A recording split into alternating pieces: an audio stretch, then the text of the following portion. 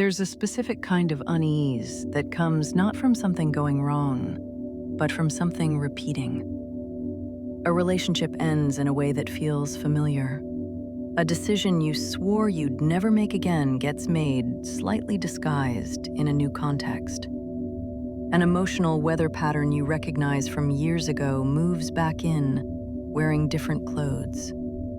And somewhere beneath the surface of daily life, a quiet, unsettling suspicion forms that you are circling something, that the path isn't linear, that there is a shape to what keeps happening to you, and you cannot quite make it out. The first instinct when this surfaces is to look inward. The repetition becomes a failure of will, or a wound that hasn't healed, or a character flaw running on a loop. The self becomes the suspect. But there's an older possibility, one that was written down on a tablet, not metaphorically, but literally, in a text so ancient its authorship was attributed to a figure who may never have existed, or who may have existed everywhere. Hermes Trismegistus. Thrice great Hermes. The mythic founder of a tradition that moved through Egypt, Greece, the Islamic world, the European Renaissance, and quietly into the margins of modern thought. The text is called the Emerald Tablet. It is fewer than 300 words. Among those words, one line has outlasted empires and scientific revolutions and the collapse of entire cosmologies. As above, so below. As below, so above. 7 words. And if you've heard them before, in a meme, in a tattoo, in the kind of content that promises ancient secrets, you may have already filed them under spiritual aesthetics, something that sounds profound but dissolves when you press it. That dismissal might be worth reconsidering, because what that line is pointing at isn't mysticism dressed as wisdom. It's an observation, radical for its time and quietly verified by centuries of inquiry afterward, that the universe is not a collection of unrelated levels. It is a structure in which the same organizing logic appears at every scale. And if that's true, the repetitions in your life are not just yours. They are something much stranger than personal failure. They might be the shape of things showing through. To understand what Hermes Trismegistus actually said, as opposed to what people project onto that name, it helps to sit with the historical strangeness of the figure itself. Hermes Trismegistus is not a person in the ordinary sense. The name fuses the Greek god Hermes with the Egyptian god Thoth, both associated with writing, knowledge, and the movement between worlds.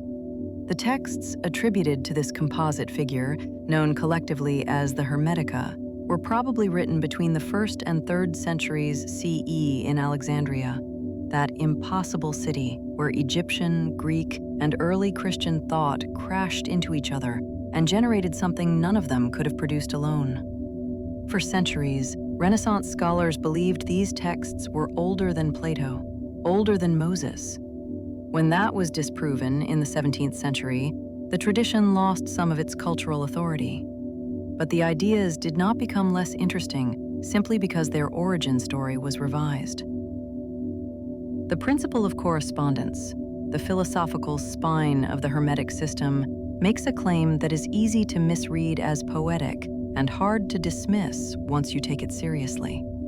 It says, the laws governing large-scale reality and the laws governing small-scale reality are not different laws. They are the same law, expressed at different magnitudes. This is not an argument for fate, or for astrology, or for any particular metaphysics. Strip away the esoteric framing entirely. What remains is a structural hypothesis that reality is self-similar across scales, that the principles organizing a galaxy, and the principles organizing a human psyche, and the principles organizing a cell are not analogous by accident or poetry.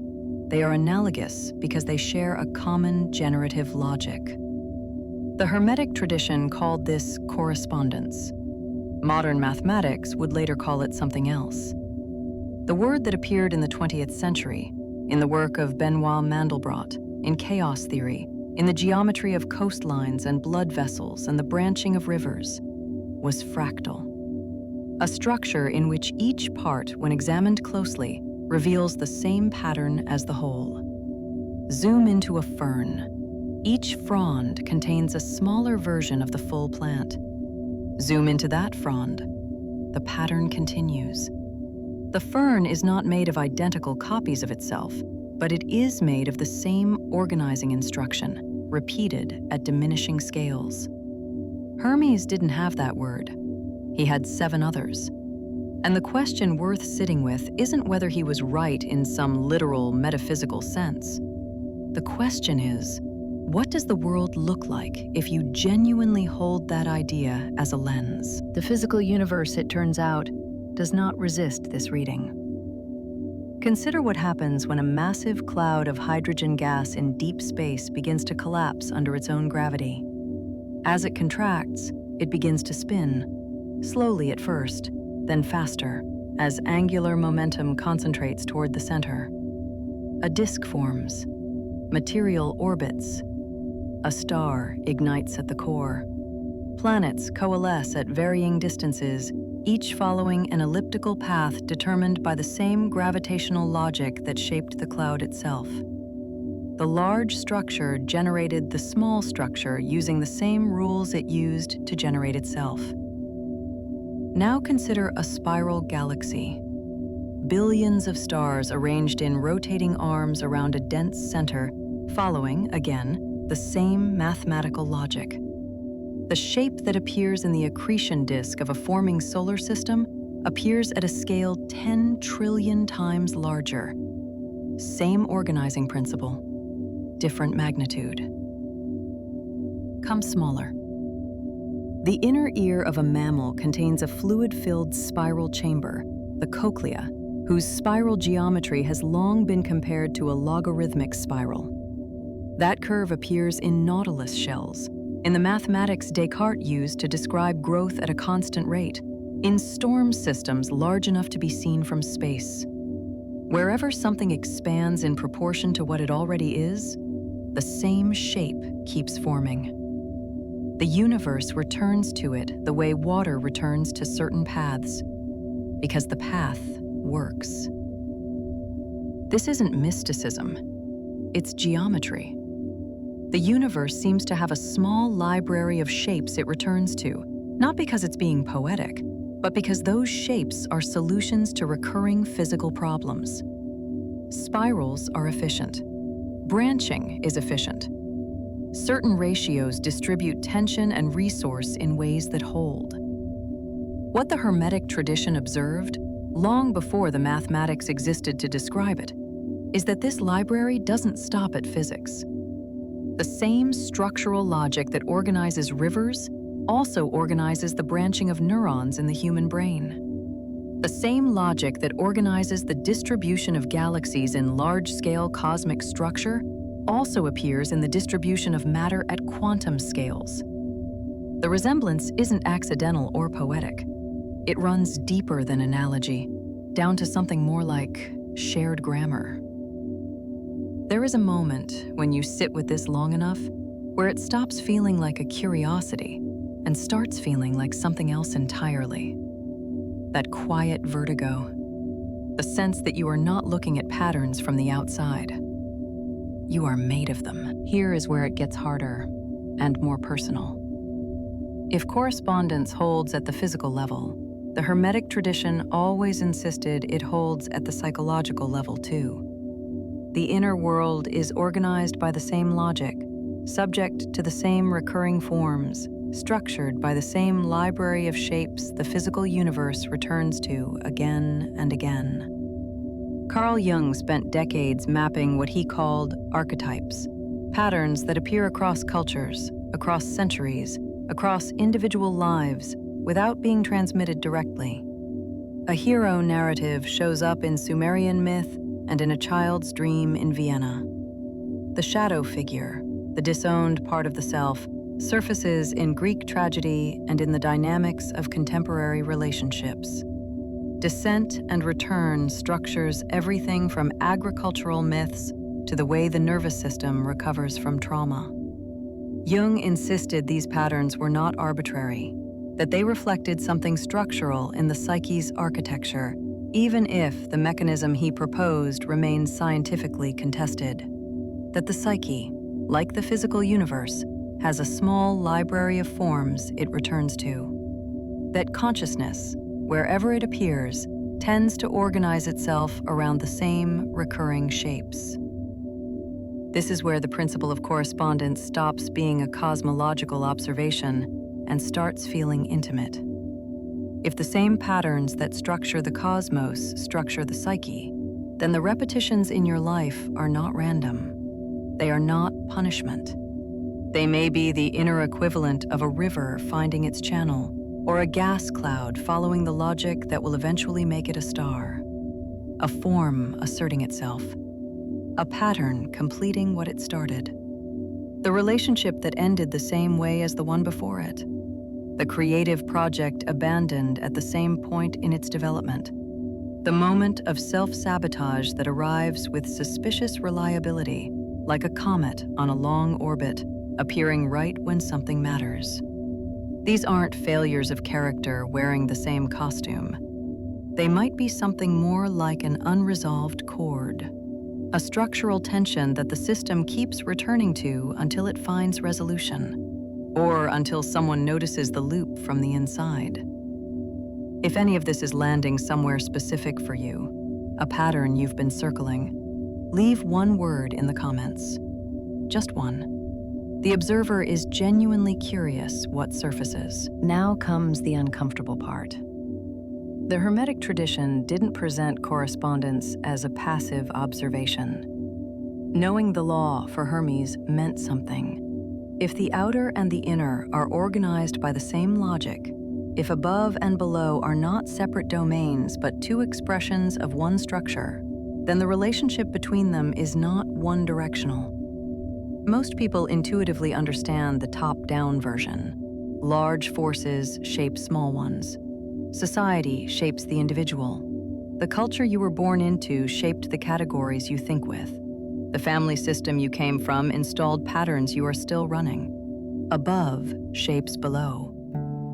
The more unsettling direction runs the other way.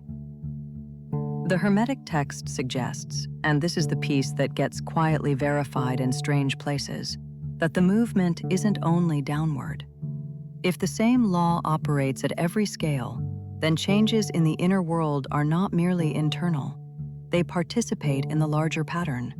The below reflects upward into the above. The mechanism isn't supernatural. It runs through the fact that you are not a spectator of reality at the scale you inhabit. You are part of the structure that generates it. This is where modern physics grows unexpectedly quiet and interesting. At quantum scales, observation participates in what is observed. This is not a gateway to "you create your own reality" as a motivational claim. It is far more precise and far stranger than that. It means that at the foundational level of physical reality, the inside and the outside are not cleanly separable. The boundary that feels so obvious in daily experience turns out, under examination, to be philosophically contested even by the hardest sciences. Hermes, writing in Alexandria 17 centuries before quantum mechanics, framed this as a principle rather than a mystery. The above and the below are in correspondence, which means information flows in both directions, which means the pattern you carry inward is not simply determined by forces larger than you. It is, in some sense you cannot fully theorize, also shaping them. The repetition in your life is showing you something. The question the Hermetic tradition refuses to answer for you, and perhaps the most honest thing about it, is what you're supposed to do once you see it. There's a version of this idea that becomes a self-help framework. Recognize your patterns, change your inner world, transform your outer life. 7 steps, a course for sale. That version is not what the Emerald Tablet is pointing at. What it's pointing at is stranger and less comfortable than self-improvement. It's pointing at the possibility that you are not an individual having experiences in a world. You are a pattern inside a pattern, a particular expression of a recurring structure nested inside larger expressions of the same logic, all the way up to scales so vast they become abstract, and all the way down to scales so small they dissolve into mathematics. The repetitions are not interruptions to your story. They might be the story, or rather, the law that makes stories possible at all. Hermes Trismegistus may never have existed.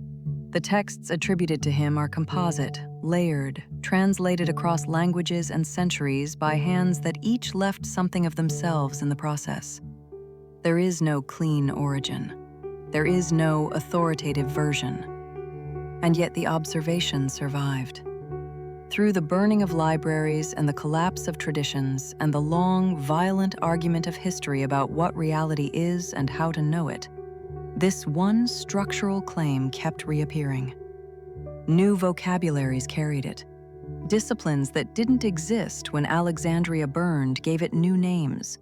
The geometry of coastlines and the architecture of the unconscious and the edge cases of particle physics each found it waiting.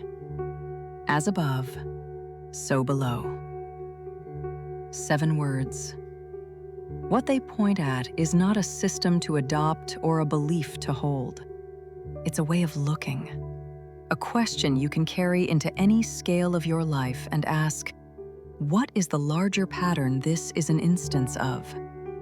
What is this, at a smaller scale, an expression of?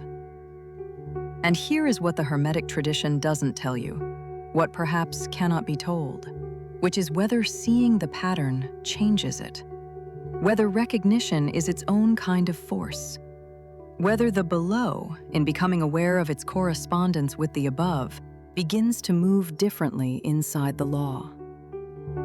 Maybe the question is not what the law means. Maybe it's what it feels like to be a pattern that has learned to notice itself, nested inside something that doesn't need your understanding to keep unfolding, indifferent and vast, and somehow, at every scale, still following the same quiet logic it always has.